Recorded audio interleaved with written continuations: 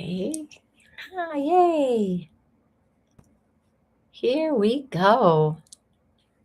Okay. Ah, yay. Okay, let's turn that off. All right. Well, welcome in, and anybody who's joining here. Um, my name is Molly with Rainy Day Plans, and I am starting a new routine of trying to jump on here live every couple of weeks on a Sunday to, I don't know, either help, encourage, or maybe take over for part to help you with any lesson planning for any, if you're a teacher, of course, I know teachers are, have a ton of lesson planning on their plate, but even if you're not a teacher, maybe you're a parent and you're trying to plan, something for your kid, either tutoring wise, like academic wise, or maybe it's something more athletic, or maybe it's something you're taking on for yourself, which would make me so happy to hear that. Um, Learning a new language or a new skill, something like that. Anything that you're like, oh, I really have to plan this out. That's what I would like to do here on, like I say, every couple of Sundays. And we'll find a really good time that works for everybody. Right now, I'm picking noon my time. So let's just kind of start. And if you're not watching this live, please add to the comments in response to any questions that either I ask or anybody else asks. But I guess my first question is, where are you coming from? I'm in the Chicago area, so I'm in Illinois, and I'm a former, I recently left the classroom, and as a former teacher, middle school gifted English teacher. And I taught other things too, but that was something that I taught for all but one of my years teaching. I've also taught math. I've taught social studies. Gosh, I loved teaching sixth grade social studies. And then a variety of different types of English classes, sharing a class with people, splitting a class. So like they take it for half the period and I take it for half the period. Lots of different ways that I've been teaching in a middle school. And I actually started talking about my topic for today, which is the learning map, in a previous video and never got to it because I just kept going down memory lane. So I'm going to try not to do that here. You can check out one of those videos um, about referencing a learning map or lesson plan, something like that.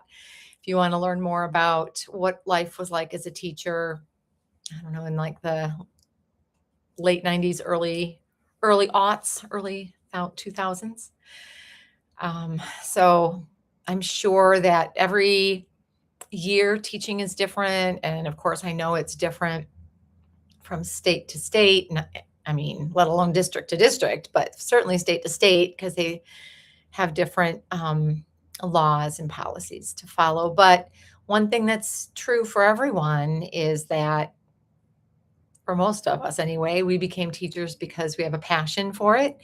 We love teaching. And if you are teaching kids, then you must have something in you that, that makes you love children too.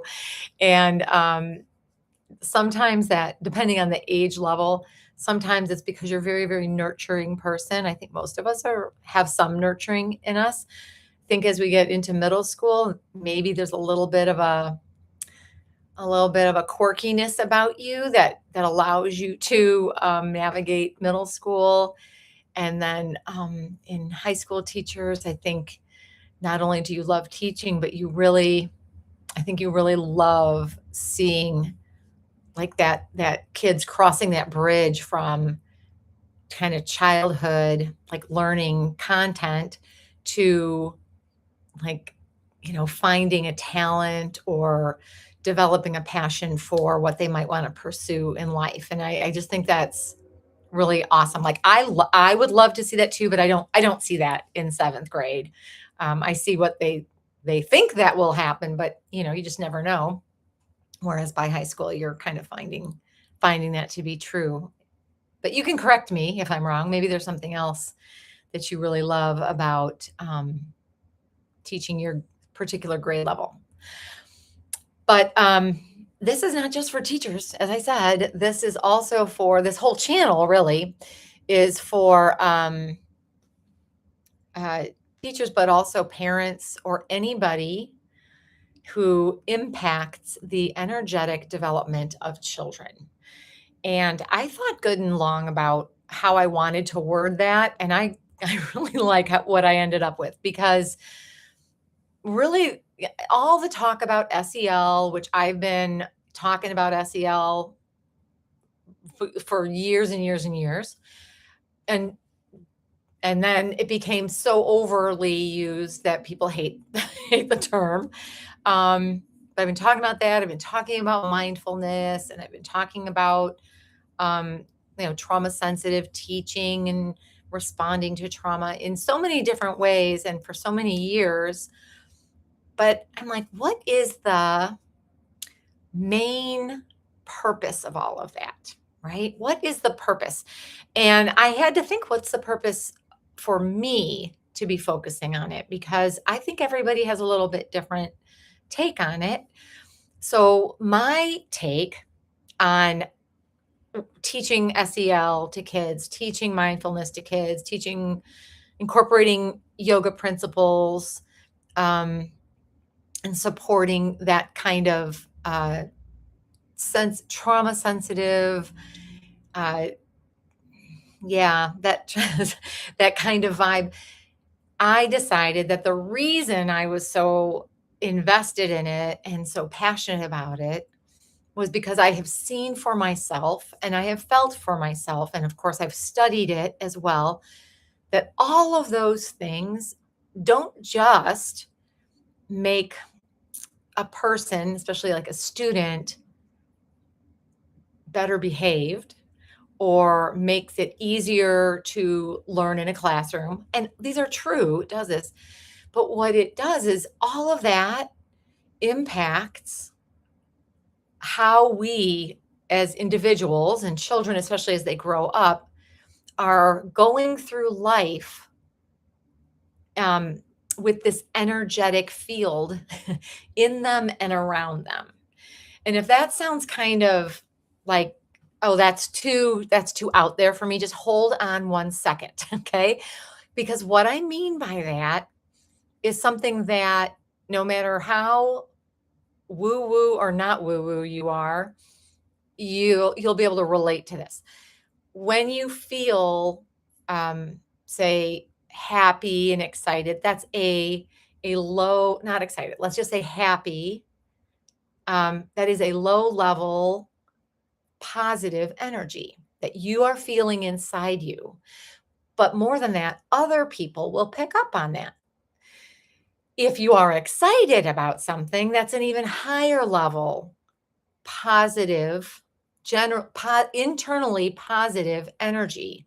However, as it becomes higher and higher, what might be feeling positive to you because it's so high, um, when other people are around it, it can actually feel like overwhelming. And if you've ever worked with children who are kind of sensitive to things like that, that's what I'm talking about. And so it's not the words spoken, it's not even the actions, although they're all very closely linked. It's the energy, or like, that we're feeling and expressing. It's coming, I want to think like it's coming off of us as we go through life. And then the opposite of that would be any energy that's low negative. Low negative might be like an energy of disappointment. And it's like you can feel that from someone before they say anything. And so that's what I'm talking about. And the main reason I'm talking about that is because over the last 15 years ish, I'm going to say 15 because we're 20, yeah, like starting around 2010. And I think that's what around the time, maybe 2010 2009 or 12, something right in there, um, is when, people noticed,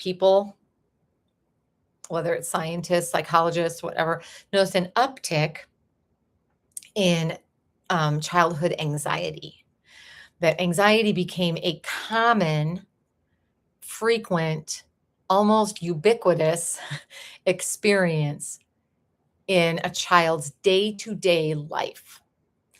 And it's not because of the kids, not because, oh, these people just gave birth to all these anxious kids. It's because there are so many factors surrounding any of us, but especially kids starting, say, 15 years ago, that were regularly um, having and then impacting that energy development within kids. And so instead of experiencing life as relatively, like this, like I said, that low positive, low negative, it became a lot of high, even positives, high positive and very low negatives, right?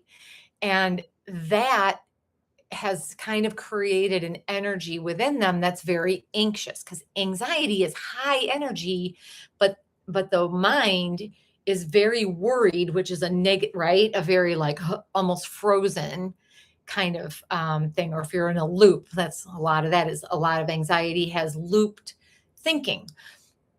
So not to get too far down the rabbit hole with that, but that's when I'm like, this is what this is for from my perspective. And so every time I put together a professional development course, or every time I talked with parents, about doing their kids getting their homework done, or even just greeting them at the beginning of the year, my perspective was, how can all of us, right? Meaning me, the schools, the teachers, the parents, how can we all support an energy that is developed in kids that's a little more subdued, with less frequent spikes and major drops, right? So I had to do a lot of reading, studying, training. A lot of that came from yoga, not from school, because that is a very anxiety, and that energy that I'm talking about, that energy. Because when have you ever heard of an administrator ask you about the energetic um, feeling in your classroom or with your own child, right? That's not the language of school. And so I had to think about, right now, how do I want to present really in critical information or curious information, whatever people were asking for, that related to helping their kids do well in school, or helping their kids be more focused in school, or helping their kids behave at home or behave in school, or all those things. And while I am a teacher, and a lot of that has a very strong academic purpose, for me, I started to realize it goes deeper, because this is what I realized: academic success for a child is probably not the same as the way we now measure it, because we have to measure it. It has to be measurable. It has to be an easy, like concrete, and all these things that we have data points for now, which shows us whether a child is successful in school. And I think it goes beyond that. That's all. I'm not negating any of that, but I think it goes beyond that when it comes to any of us feeling successful. So that is what led me to the learning map that I'm going to share with you, which I believe is in the description. You can grab it. If you want to do that, I'm going to keep talking a bit. And if you want to grab it from the description box, you just download it. Okay. And if you want to print it out or you want to pull it up on your computer, it's fine. But it looks like this. Okay. Looks like that. And this is, it's fun, it's pretty, but it really goes deeper than that. And I guess that's why I have this channel going anyways, because a lot of the things that I've used and that I've created and that I've shared are pretty common. There's nothing earth-shatteringly new about any way you set up a lesson plan or any way you set up your classroom. Everybody can make it their own little unique thing, but overall, it's kind of the same. So what I guess I'm wanting you to know is that I'm also bringing this angle to it, right? Like anything that I'm sharing with you, I have thought about and worked with the concept of helping to develop a child's energetic self. Okay. And that is different for everybody. But like I said, the reason I started with that is because of the amount of anxiety that I saw developing in my students. Because I didn't see that when I started teaching. Not at all. I didn't see it in the parents either. Not that I know every private detail about parents, but I know I can remember the conversation where I suddenly said, where is this all coming from? Right? It was like the fourth or fifth parent teacher conference I had in a row where there was this high anxiety from the parents. And, I had to be like, well, what's happening down? What's happening a couple of grade levels down that I'm not aware of that's making parents so worried about XYZ? So anyway, that's the kind of the angle you're going to get here on anything that I share. It's all with the intent of helping you, an adult, to become aware of the energetic development of either the students you're working with or your own child, or I will even say those are less important than just becoming more aware of and being able to manage your own energetic development. Not necessarily what's happening in this moment. Once again, there's lots of that. And we will use those tools if you need, but mostly I want you to be thinking, about your growth as well. Okay. And that's what this is about. So before we move on, I know I asked you where you're coming from. Please also add to the comments or the chat, are you a teacher? And if so, what do you teach? Anything you want to share with us? Nothing personally identifying, please. And also, are you a parent? So maybe you're one of those or both of those. Maybe you are a parent by default, you are a caregiver or a grandparent or a coach. I would love to work with athletic coaches, because athletics is kind of depending on which sport and which coach, they've either really embraced that concept of the energy, or they are oblivious, and it's such a wide open door for them to be able to bring these concepts in. Okay. All right. So with that, let's take a peek. Okay. So hopefully you've grabbed this. And what I'm going to do, even though I'm encouraging you to, I can't see it, I guess, once I put up here. It's I think it's like 7 or 8 pages. And what we're going to look at, I'm going to actually share my screen. So we are going to look at it on the screen here. So if you don't have it yet, it's not a problem. But I think, and you don't have to print it out big like this. You can print it out small. You can print out black and white, um, whatever you want, or don't print it out and just use, just download it as a PDF. So we're going to take a look at this. And where are you? Nope, nope. Oh, that's why. Here we go.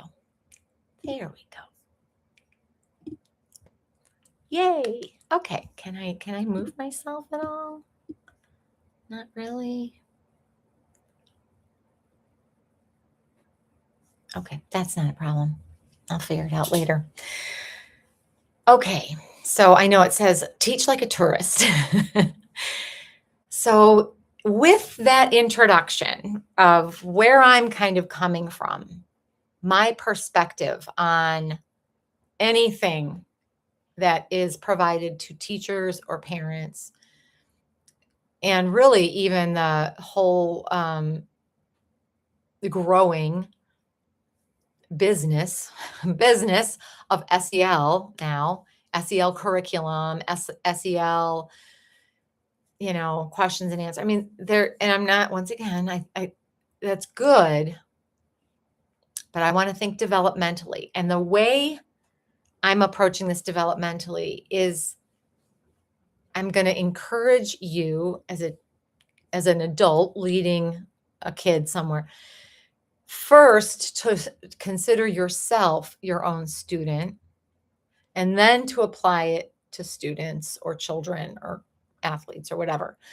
So the way I like you to look at any of these lesson planning, is instead of looking at it as, okay, what are the standards I have to teach? What are the assessments, my pre-assessment, my formative assessments, my summative assessments, and then where are we in benchmarking and interventions and reteach, like all that is the work of a teacher, right? That is definitely your work and part of your job, and it helps you to very specifically identify moments in time for one or more of your students. And as a parent, when you don't get you do get a moment in time, but it doesn't encapsulate the whole year. But you too are looking at, a little snapshot of their grades or test scores or whatever. What I want us to look at, though, is the joy of learning. And I think we would all agree, or most of us would agree, that the joy of learning does not come from the pre-assessment. And the joy of learning does not come from the learning target. And the joy of learning does not come from the reteaching or the summative assessment. And I would even say the joy of learning does not come from a grade. That doesn't mean that kids aren't happy when they get a good grade, but if the grade came from the joy of learning, then the grade wouldn't matter. It wouldn't impact whether or not they were enjoying the learning, right? Like, can you imagine enjoying learning, and especially your students enjoying learning and not getting a very good grade? Like, can they hold both of those things? Can you hold both of those things? I think it's difficult to do. Like, if I'm going to put the time and effort into all those things that we just said, I want it I want it to look good, right? I want an A or 100% or whatever it is. Okay. So we're going to push that off to the side is what we're going to do. Pushing that off to the side. There's a place for it. And as I've said in previous previous videos, right? Recordings. Yeah, it was a recording. This is not that place. This is not the place right now.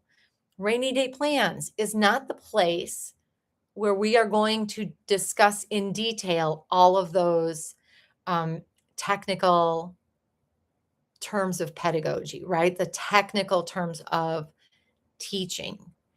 We can bring them in, we can use that terminology, but we're going to focus on on something more personal and um,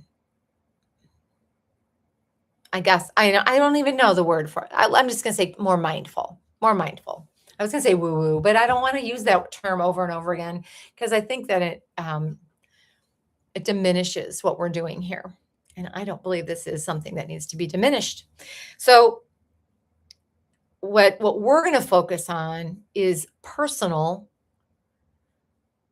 joy um, and awareness, or and if joy is too happy a term for you or too childish a term, let's turn it into enjoyment, right? And literally that's like taking joy right within, joy within, enjoying um, the the process of learning, less so than the results of the learning.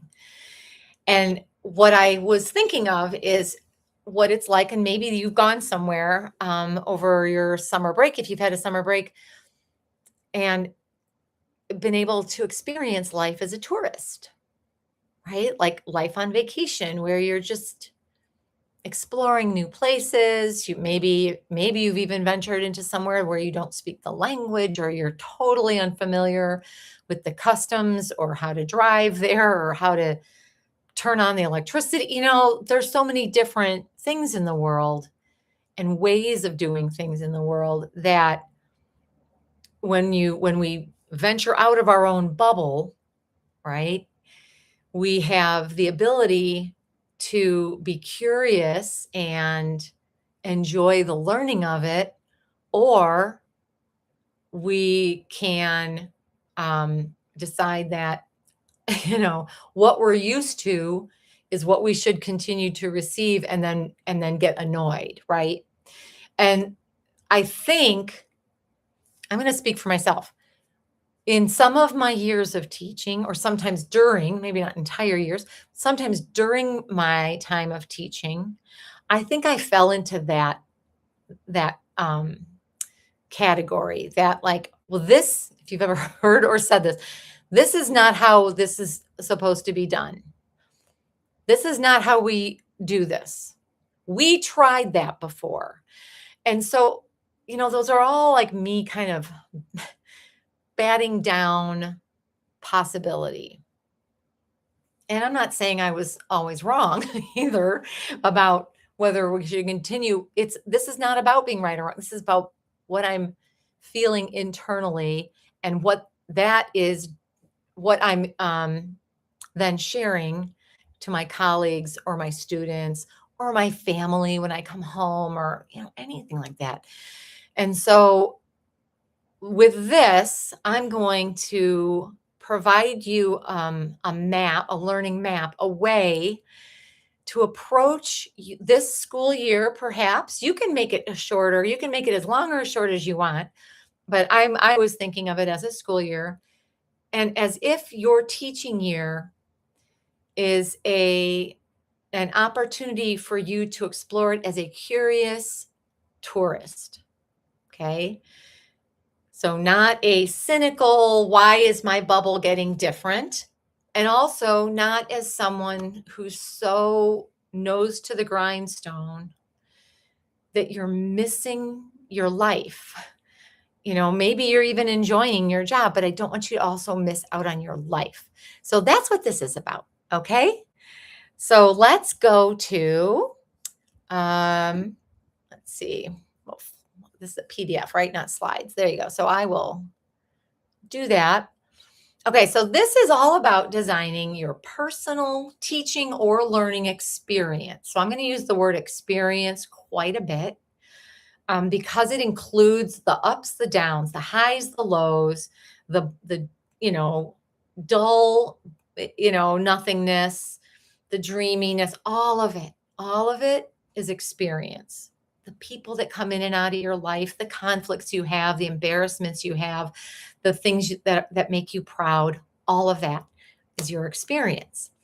And I've divided it into your teaching experience and your learning experience. And we're going to start with learning experience, because remember I said I'd like you to start with you as your own student. And we're going to do this, and it's just 3 things. You can do this once. A couple of these things are like, do these things on a regular basis, but you can do it and then be like, no, and start over. And it won't be like rewriting an entire curriculum. It's not to that level at all, not at all. And so the 3 things we're going to do here to help you have an enjoyable and curious learning experience for yourself is to identify and refine your destination. We'll talk about that. To collect all the essentials that you need for the trip, as well as some optional things. So I don't know if you're like me, but like I always, if I have the room, I overpack. And a lot of that overpacking is full of like, well, just in case, maybe we'll go here. And so those are our optionals. And then the essentials are the things, of course, you would need. And then we will reflect on the experience throughout the journey. And we're going to practice letting go of some things. And I'm kind of talking to like my former self, who's no longer in the classroom, but there were things that I should have let go of and I didn't, or it took me too long to let go of them. I don't know if it was too long, but it took me longer than it should have. And I should have let go. And other things, and that helped me define what I wanted to not let go of. Okay.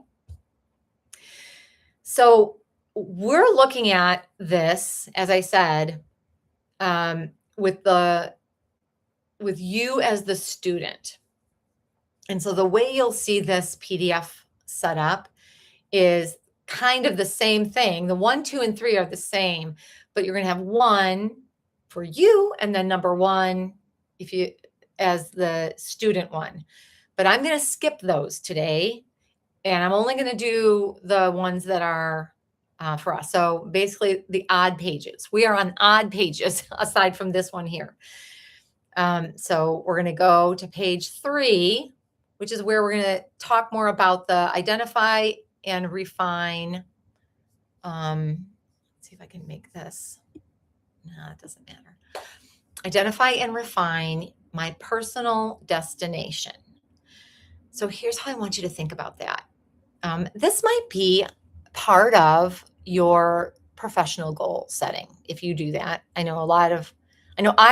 did that my whole life, was set goals for the year. And then in the last, I don't know when, but at some point I had to actually provide those to an administrator for evaluation. Like, what's your goal for the year? And we talk about them. And then sometimes I was told like what kind of goal it has to be, right? Like set a goal about that has something to do with student performance. And that's fine. That's great. But we're going to go way beyond that. Okay. So if you want to include professional goals in here, please feel free to do that. I'm going to talk about the beyond part. So the beyond part here. Number 1, we're thinking about a time frame. I set it as the end of the school year. You might not. You might say, by winter break, or you might say after the first week. I don't know. The first week might be too short, or it might be when I finish this career, whatever it may be. Okay.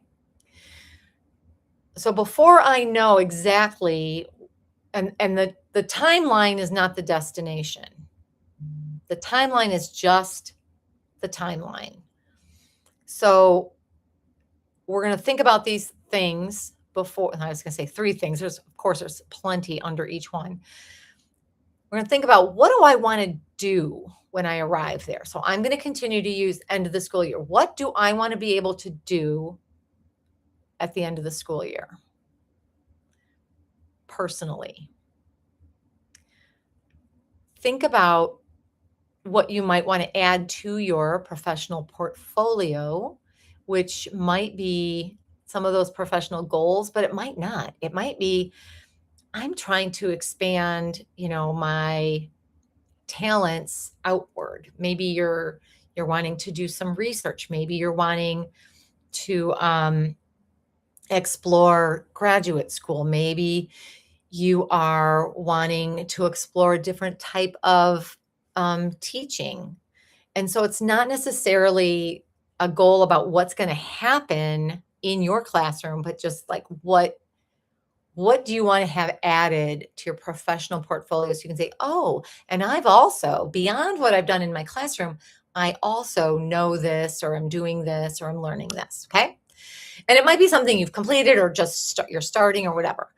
And then your personal growth can be a lot of things. So that's where it might be, I want to learn another language. So that was something that I tried a few times in my career, but never really got a good handle on it. But how much better my interactions would have been with some kids and families if I had learned another language instead of having to always go via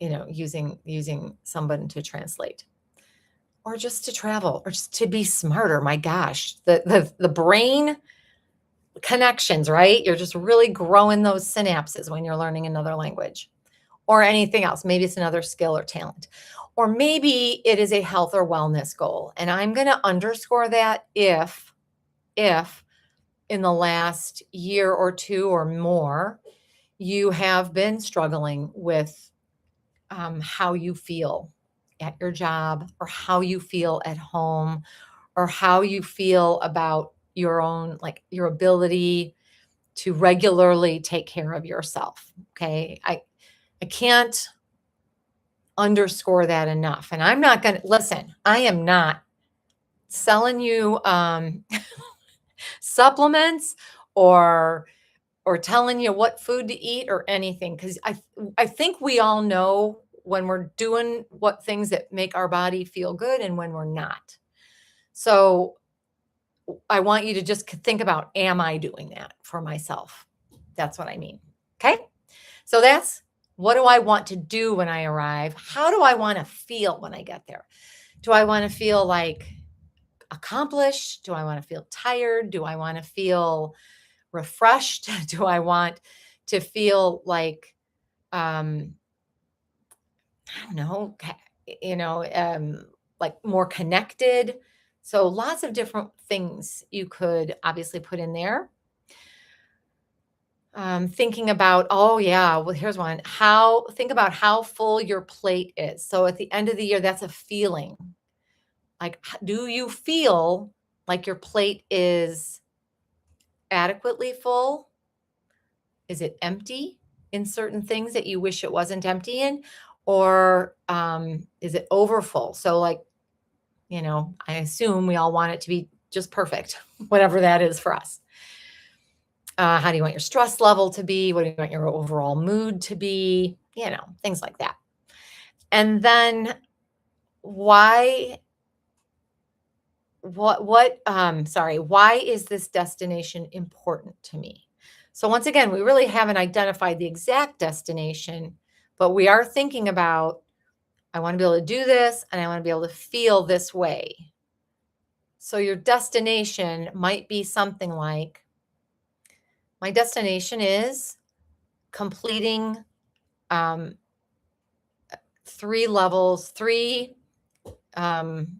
community classes in learning Spanish or learning French or learning whatever language you want to learn. I want to complete 3 of those because my destination is to be a little closer to bilingual. My destination is to be having conversations with people comfortably, when I go to Spain, when I go to Mexico or I go to another Spanish speaking country. Okay. And then think about, well, why is that destination? Why is learning that and devoting my to that? Why is that important to me? Right? Think about areas of your life, your career, your relationships, your self-perception that you think need to be impacted.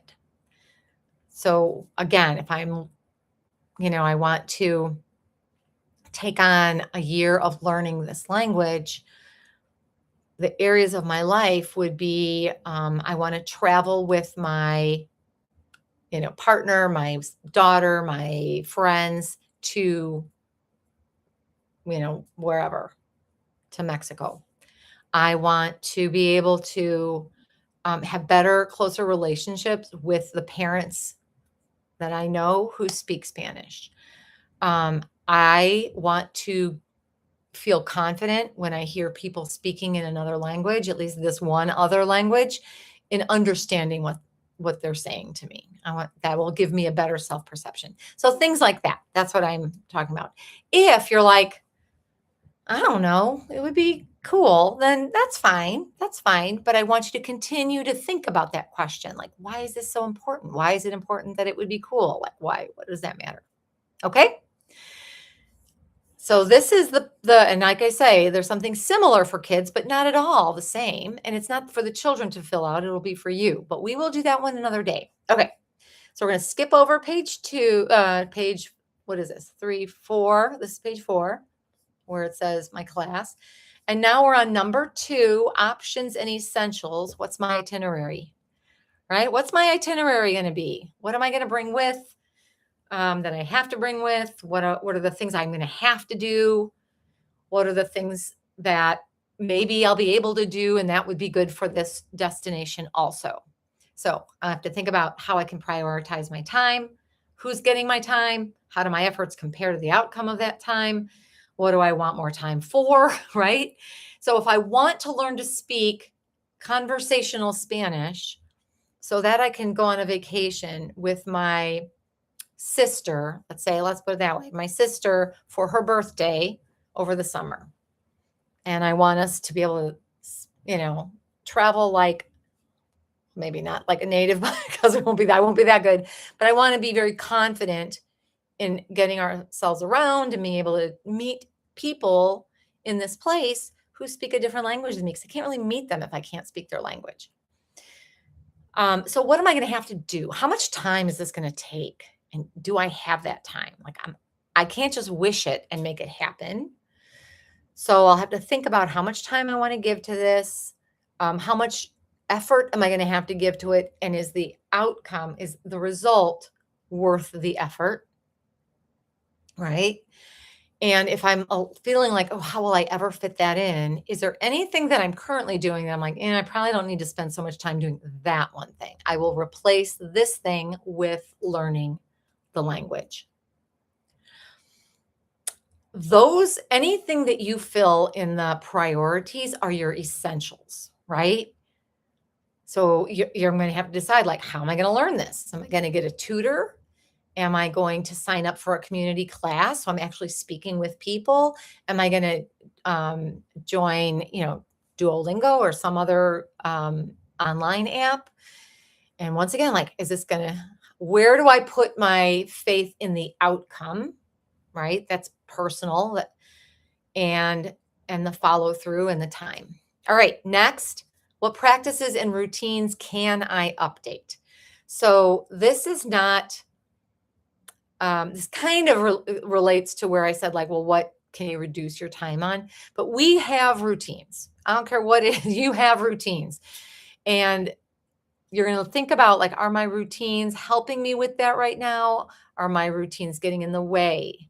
So if I'm wanting to learn this language so I can travel to Spain with my sister for her birthday, how's my relationship with my sister? Right? Because if we're traveling together, right, that's a bit of together time. Do we need to do any extra connecting on that? How are my routines with her on that one? What else can I be more intentional about? Like, Do I have the money? Can I afford to go? How much planning? So can you see how now this destination is actually getting a little bit bigger? But I don't know about you. I get real excited when I'm planning a vacation. When I'm planning, I get a little nervous at times too, which is why we're doing this, with a curiosity about it instead of that, uh-oh, outside, right? So instead of saying, oh no, I can't afford it, saying, how can I afford it? How can I do this? How can we make this affordable? Or how can I save up for it? Things like that. All right. And then the last thing on the itinerary is like, when will I rest, refresh, and reset? So we have to build time into our day or into this plan to intentionally rest your mind and your energy. Because one thing teachers tend to do is we just keep taking, oh, here's my plan, just put it on, put it on, put it on. And then we don't rest and refresh. We collapse, right? We collapse and cry or whatever. And we're going to work on this plan. This is what I mean when I say that I approach this from the energetic standpoint, always the energetic development is how can I stay ahead of or check in with myself on a regular basis to make sure I know when it's time to rest, take a break. So in other words, am I staying up till midnight learning this Duolingo, doing that because I am not fitting it in earlier? Am I trying to do this while I'm driving? And yeah, I'm going through it, but it's not really sinking in. Do I need to go, you know what? The Duolingo isn't working. I need to get into the classroom or flip it around, or maybe I need to do both. So that's that refreshing. What? I'm not just going to head down, blinders on, and barrel through no matter what. Here's what I want. I want you constantly checking in with yourself, here in your energy system. Okay. Not necessarily here. Right. This is the mind, the mind is going to do a couple of things first to block us. So we don't want to check in there first. Check in here first, okay? Whether that's your heart center or further down, you can't really see me, your solar plexus, which is right below your ribs, right above your belly button. Kind of that part of you that gets, when you feel nervous, it feel it right there. Or when you feel excited, you feel it right there. When you feel courageous, you feel it right there, okay? So while we're doing this, when we're going through, okay, I'm doing this stuff, how am I feeling? Notice your patterns surrounding uncomfortable and anxious feelings. So what is your pattern? My pattern was, and could still be, I'm working on it, but my pattern when I'm getting busier and busier, especially if I'm sitting down at a computer getting busy, was to eat mindlessly, right? To just kind of because I have tension here, and how can I get rid of tension if I'm not even talking to anybody, right? I can chew on things. So that was my pattern that I noticed. It's not good or bad. It's just a pattern. Eventually, though, I would be mad at myself. So then that part, that's where I would oh, the pattern led to something negative. The eating itself is not negative. It's just an action that we do all the time. Okay.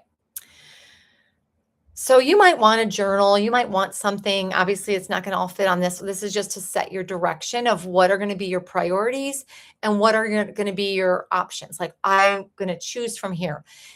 And let me back up. So the word options means what are the things I am going to choose from in order to fulfill my priorities? Not here are the things I have to do, and here are the things I'd like to do, because you know what ends up happening, right? we don't get to those things. We end up going like, yeah, I don't have time. I don't have time. So instead of that, we're going to say my priority is to study this language, at least 3 times a week. How can I do that? What are my options? And as we said, one option is to pick from one of those. Another option is to do multiple of those. Another option is to change, right? You might find other options as you're going along and you're like, oh, this person is learning it too. I have a new friend. We're both trying to learn it. Now we're going to meet up for coffee once a week or once a month and try to have a conversation in this new language. Okay? New ideas? And so that's our number 2. And we have similar for students, but we're going to skip over that and go to number 3, where we reflect and let go. And we are kind of already started talking about the reflecting part, because we have to reflect in order to know how am I feeling. I guess I would rather call that one like check-ins, check-in, check-ins. That's a very regular routine part of reflecting. This one is reflecting a little bit beyond. So in number 2, you're checking in on how you're feeling about what you're doing. Are you doing what you're wanting to do? And how are you feeling about it? This goes a little bit further, right? This is reflecting on the experience. Remember I said experience includes a lot of moderate highs and lows, as well as a few more dramatic highs and lows. Is that what you're experiencing? Or are you like in this very heightened state, heightened positive or heightened, heightened negative of like, oh my gosh, I'm not getting this done. Well, if you feel like it's like, oh, I can't believe I'm doing this, then why are you doing it? That's a message. Like, are you actually doing something you desire? And if the answer was, well, yeah, I do want to do it, then maybe it's because there's some other need that's not necessarily like being taken care of, right? So, for example, if I've decided, because I don't have a lot of time, I'm going to learn this using Duolingo after spending the whole day on my computer and only talking to my students and then coming home and maybe, barking at whoever lives at my house. Maybe the need isn't the need if you're irritated and you're not looking forward to it. Maybe it's not that you need more time or that you need to not do this. Maybe the need is personal interaction. Maybe that's a need you have, regardless of this language part. It's just a need you have, and you could fulfill that need with this as well. So that's what I mean by that. Looking at your needs. And then when it comes to that, what can we let go of?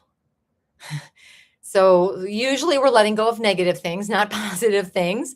And positive doesn't necessarily mean fun. Positive means in my best interest, helping me to develop, providing me with a healthy energy, self-perception, things like that. So letting go of blaming people, right? Oh, you couldn't get to your Duolingo today because somebody needed you, somebody wanted your attention, somebody called you on the phone, you had to grade too many papers. So that's blame, blame, blame. That doesn't mean it's not true. It's true. Blame, though, is the feeling we're having, and then the resentment, right? Like we're aiming it. Think of it like an arrow. Like, I'm going to take this anger and irritation I have about this, and I'm going to put it on my bow and arrow, and I'm going to shoot it at somebody else. I'm going to blame them. You don't have to shoot that arrow at you either. You can just put the arrow down and be like, aha, I see. This got done. This didn't get done. And then what do? We let go of the fact that didn't get done today because it's done, wherever, and maybe reset. refresh, maybe reflect on how the whole experience is. All right. Ditto with resentment, judgment, especially self judgment. How do I remain open to absorbing the positive changes I need or desire? When I put this one in, I was so, I was so like, yes, this is so important. And then I thought, I don't know if anyone else is going to get it the way I do. So I would love it if you could, in your comments or message me, email me, does this resonate with you at all? At all? Um, or are you like, what is she even talking about? So, how do I remain open to absorbing positive changes I need or desire? Can you sit in silence? So, let's just start with that question because we know that now has become very, very, very difficult for people, anybody, to do that, to sit in silence for any extended period of time. And the reason I put that question first is because in order to absorb positive change, gosh, how do I say this? We need to allow, basically, it's like a door to open within our personal growth, allow awareness to see that open door, to see, to notice, oh, hey, there's this new positive thing. Look, she's gaining confidence. Look, she really enjoyed learning that. Look, she was able to have a conversation, a little greeting conversation with some of her students or parents. And take that and just absorb it and to just let it like become part of you. Like now that's who you are. The opposite of that would be, which is something I'm very well familiar with, is okay, I had that conversation with that family, with that person. I said those couple of sentences. Oh my gosh, I think I sounded terrible. That was awful. That was scary. I hated that. Go on, moving on to the next thing. And never giving yourself that opportunity. Like that's the learning, right? And this is going to become really important when we talk about kids. But that's where the learning happens. You practiced, you got vulnerable, you tried it out, right? You did the thing that you're learning to do, and you have to absorb it. You have to let it sink in and not just bounce off and become something you did at that time. And I would say if you took a foreign language in high school and then not after that, that's where most of us are. Right. That's what I learned whatever amount of French I learned in 4 years of high school French, right? I learned what um oh my gosh, never mind. Ferme la bouche, close your mouth. I learned that. I learned that. I think I'm saying it right. But see, so those things came in, I learned it and it just boop, because I didn't absorb it. And obviously my life experience didn't give me the opportunity to absorb it. I would have had to have continued not just learning it, but like living it, right? So that's what like going to another country and speaking the language is all about. It's living it. It's having that physical feeling when you try to say it and you say whatever you said and it worked, right? And that gives you just that tiny little like physical boost, physical reminder to continue to do it. And then it embeds that in your, not only in your hippocampus, in your mind, but in the rest of you too. So you're not just sitting there thinking it, your body will be primed and ready to go and keep doing it. Does that make sense, you guys? So if just so you understand, this is the yoga part of it, the yoga principle, because yoga is not just sun salutations. Yoga is combining the mind and the body and that, I'm just going to call it that self-awareness, the the prana, the chi, the energy, all of that. Like, it's combining all three of those and allowing them to work together to help us enjoy this life, right? As a constantly developing person. Okay, so the question, can you sit in silence? That's a good one to practice. Can you speak honestly and authentically to others and to yourself? Even when you start like being critical or whatever, can you stop and be like, no, that's not true. This is what I've done. Okay. Can you say no? Can you befriend your mind and your body? And can you let go of pretense and pressure, self pressure or external pressure? And then finally, this is where I think COVID had a huge impact on us. So all the getting online and keeping us separate. And this is not a statement about it. It's just like that was our life experience, was becoming more isolated or separated. Maybe even if you weren't isolated, you were more separated. And we became much, much more aware of who's in our space. I don't care where you are on this whole thinking about it, what your thoughts are on it.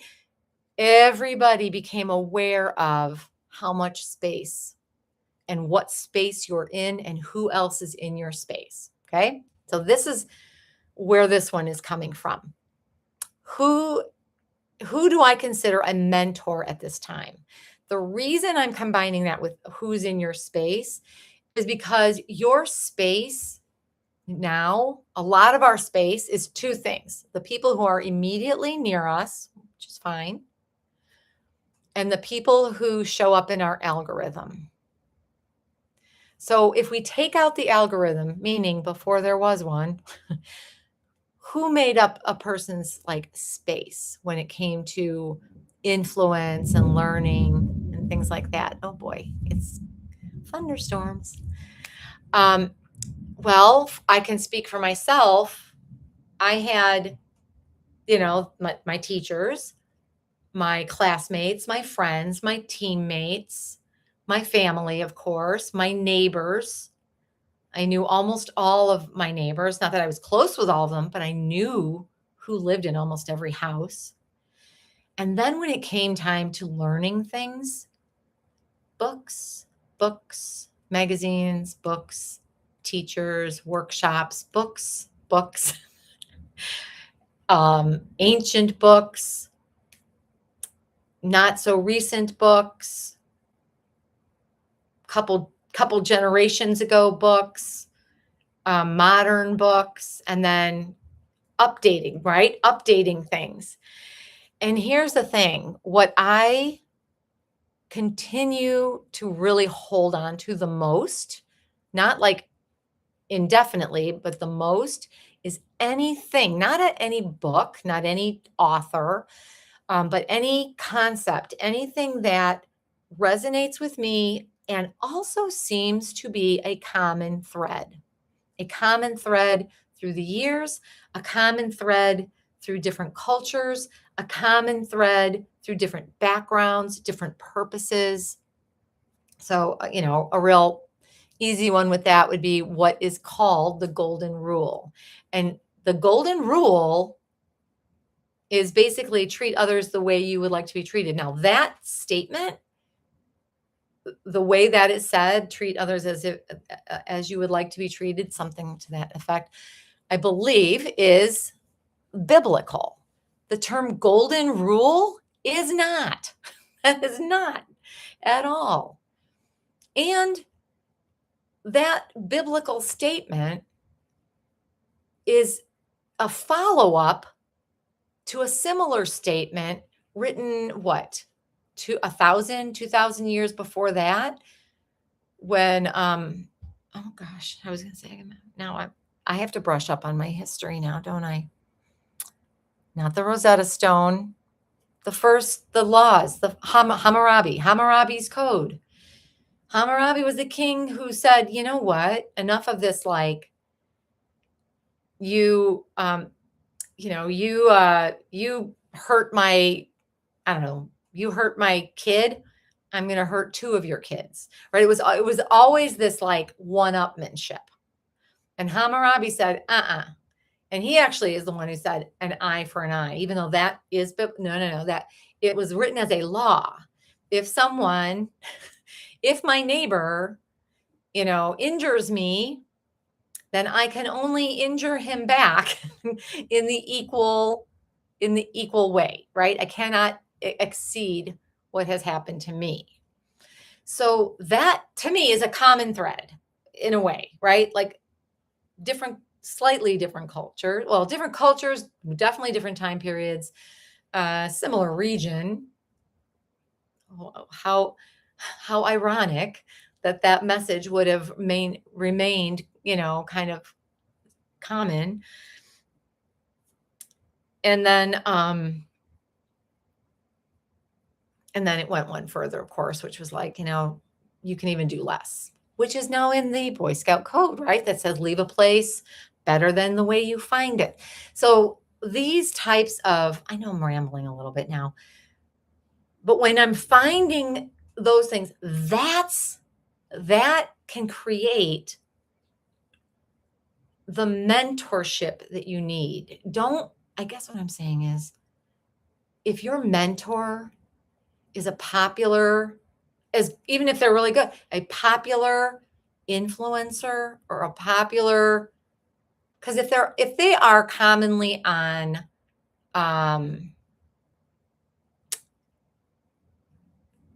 like social media and trying to influence you to do things, I am not that. Maybe someday I would be, but I am not that. I am a teacher who's showing up here right now because I don't have that many people following me. Is really the point of it, and I don't do this all the time. But I'm just saying, like, that can be something that is a good idea, like that gets you thinking, right? To be like, oh, that's a good idea. But that shouldn't necessarily become your mentor. You need someone who provides wisdom without judgment, whose feedback, so they can give you feedback, whether it's personal to you or they've written so much that you can use that the feedback that they've written for yourself. Is it honest? Is it fair? I hope you see things you disagree with or things that you're like, that's not me. Oh, that doesn't apply. That would be the best, because then that's authentic, right? And you're not just following, blindly. Whose efforts are genuine and respected. And I want to even say, like, this literally can be a teacher down the hall from you. So maybe they haven't written a lot. Maybe they haven't done, thing, but you know them personally. They might not be your favorite person, but you're like, that person, while I don't think they're real good at teaching math, they have an attitude or a classroom engagement that I really admire. I'm going to watch that. I'm going to ask about it. I'm going to learn from it. I'm going to learn what I like, what I don't like, what I want to do, and what I don't want to do. Okay. And then anything that you see or read or hear that ends up making you feel deflated or diminished, not good enough, or discouraged, like I shouldn't try, let go of that. Like, well, that's certainly not for me. Right? Let's do it that way. That's certainly not for me. And you're definitely going to see much, much more of that on social media, because it is, it can be artificially enhanced, if not artificially created. It's a cesspool of comparison. And in that cesspool of comparison, like that quote, comparison is in fact the thief of joy. The thief, it just reaches into whatever little happiness you had and says, let me take that from you, because I already have it and did it better. That's what that is. Okay. So that's your learning from that. And we kind of do a similar one with kids, but not necessarily. Okay. So the last page is just about like, how do you implement it between the both of you? Well, you're going to start with yourself and keep going. And if you stop there, you're awesome. If you stop there, that's okay. The next one, I would say, if you never ever use this for planning a lessons for your kids, doesn't matter. Here's what all you have to do. Let kids experience life, not just formative assessments, learning targets, learning activities. Like, let them experience life. Make sure you, like, in your heart, believe or try to believe and live by the fact that rest is part of growth. In fact, if you work out at all, you know that that is when growth occurs in your muscles, not while you're working out. It's during the rest. Learning is actually fun. Learning is fun. We love learning. We love figuring things out. We love knowing something new. What we don't love is being badgered. We don't love being judged. We don't love being assessed. We don't love being forced to perform. We don't love those things. I'm not saying that they don't have to happen maybe in a school, but the learning is fun. So if you approach your own self learning journey as fun, you're already on the right road. And then, of course, connect with fellow journey takers, which hopefully will be here at Rainy Day Plans. That's also, that's like my website. And I'm just starting to put my resources in there, which are all going to be very mindfully driven, but also useful with kids, with adults, with families, with teachers, with entire schools. In fact, one of the things I do have coming up, just to put that out there, if your school district is like, whether you're the parent or you're the teacher, if your school district is trying to like kind of create a more mindful vibe, I have, oh my gosh, I have like the best overview and like just, I wouldn't even call it an entire project plan, but an overview of how you do that and what to consider in order to make it cohesive from ideally pre-K all the way through grade 12. Now, not everybody has pre-K through grade 12, but whatever it is, even if it's just grade 6 through 8, but how to create that. So I do have that coming up. And you can see that in School Yoga Coach is where that is, but you'll see it. You go to the website here, Rainy Day Plans, you'll see that it's in the calendar, the professional development calendar. So that's a professional development class that I teach, separate from what I'm doing here. So I would love to know, if you watch this, please, please, please, as you can see, I am getting started. And what I need more than anything, if you are one of those people that likes to give people what they need, if you're like at least okay with it, I need people to watch the videos. So any and all of them, which they'll keep you amused at the very least, because I'm learning all of them. I need people to like them. And if you could share with anybody to do the same thing, turn them on, go like, get, I don't know, set the table, make your dinner, do something and just listen to them. Most of them are just listen to me talk and look up every once in a while if I'm showing something. But I would appreciate it so very much. And I am hoping to continue to come on board here every couple of weeks. And we'll do another lesson. I will do what you want, but right now the you is me. So we're doing what I want. And hopefully it's helpful to you as well. All right. Thank you guys so much. I hope it's not raining by you, because it's thunderstorming by me. All right. Have a great day. Have a great start to your school year if you are going back to school this week or next week or soon. And please, above all, take care of yourself. All right. I see your light. Thank you.